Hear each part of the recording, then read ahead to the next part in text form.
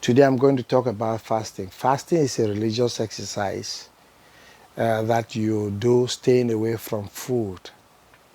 A lot of people have changed it to staying without TV, staying without um, video games and all of that stuff.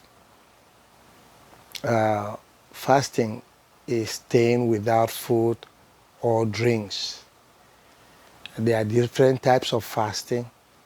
You can do a dry fast where you neither drink or eat anything nor eat anything. You can do a partial fast where perhaps like intermittent fasting, you eat at a given time once a day. Or you can do some sort of a fast where you just limit your meals. You know, there are a couple of situations. If you read Ezra 8 verse 23, he said, "So we fasted and besought our God for this, and he was entreated of us." So they were trying to build a wall. They were trying to do things. And the things were difficult for them. So they begged God and they fasted.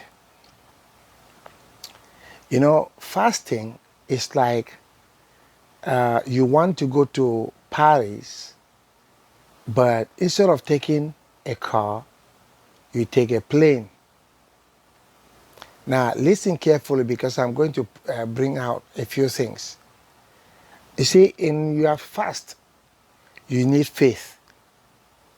And the Bible says that if your faith can be like a mustard seed, you will tell this mountain, move, and it shall move. But then James comes back to say, faith without works is dead faith. And what are the works here that James is talking about? James is talking of the works of bread and the works of righteousness. The works of bread are the things that you do to put bread on the table, the things that you do to feed yourself. And the works of righteousness are those spiritual things you do to seek your way to go closer to God. And that is why Jesus will say, a man shall not only live by bread alone, but by every word that come out of,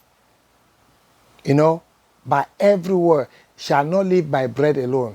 So you see, because the bread here is just the food, the physical things that you do.